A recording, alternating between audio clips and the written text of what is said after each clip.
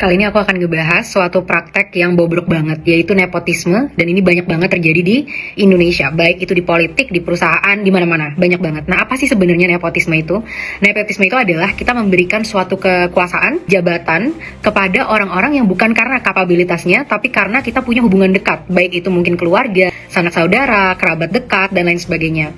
Nah, ada 3 alasan kenapa ini tuh sebenarnya buruk banget, teman-teman. Yang pertama, saat adanya nepotisme, kita mengorbankan kapabilitas dan kompetensi dari seseorang. Jadi saat ada jabatan penting nih, yang ada malah mereka menunjuk salah satu keluarganya, baik itu anaknya, bapaknya, ibunya, iparnya, dan lain sebagainya. Ini ngebuat orang-orang yang sebenarnya punya kapabilitas, jadi nggak punya kesempatan. Jadi kapabilitas itu tidak lagi dilihat sebagai parameter yang penting untuk seseorang bisa menduduki suatu jabatan, tapi yang penting adalah dia keturunan siapa. Ada contohnya ya, jadi ada nih dinasti politik di Bogor, misalkan.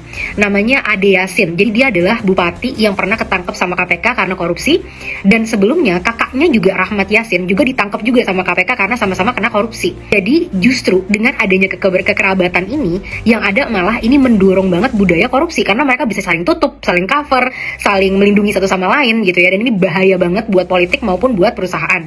Yang kedua, ini merusak kepercayaan publik terhadap demokrasi. Kenapa? Karena gini, orang yang tadinya mungkin punya kapabilitas, mereka jadi malas teman-teman untuk bisa mau masuk ke sistem, karena mereka tahu kalau nggak penting punya kapabilitas, yang penting itu adalah kamu keluarganya siapa, anaknya siapa, temannya siapa gitu. Nah, ini menyebabkan akhirnya orang-orang yang punya kapabilitas atau bahkan masyarakat luas jadi males untuk ngelihat politik, karena ini sama aja kayak kita nonton drama keluarga gitu kan. Kita nggak masuk di dalamnya, kita nggak bisa ikut kontribusi, kita cuma bisa ikut nontonin aja.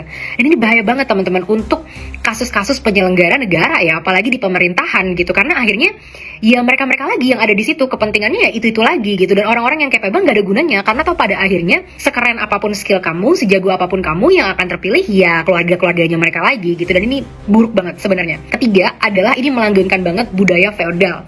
Apa sih sebenarnya budaya feodal? Budaya feodal itu mereka punya satu kelompok gitu ya, baik itu sesama keluarga atau kerabat yang udah akrab aja, dikunci aja satu kelompok itu. Jadi kalau kita rakyat jelata gitu ya, kita nggak akan pernah bisa masuk ke sana mau sebagus apapun. Dan yang paling bobrok dari budaya feodal adalah biasanya sangat anti kritik dan sangat arogan dan sangat elitis. Jadi budaya feodal ini bikin orang hormat-hormat, nunduk-nunduk karena mereka memang harusnya di situ, mereka memang luar biasa, mereka memang hebat sekali. Padahal enggak, mereka mungkin nggak punya skill sama sekali, bahkan nggak punya pengalaman yang relevan sama sekali, tapi mereka cuma dapat aja jabatan itu karena menang lottery of birth atau keberuntungan saat mereka lahir gitu ya. Dan ini bener-bener buruk banget. Coba teman-teman tulis di komen, menurutmu nepotisme itu buruk atau baik di pemerintahan, dan apa contohnya yang ada di pemerintahan kita?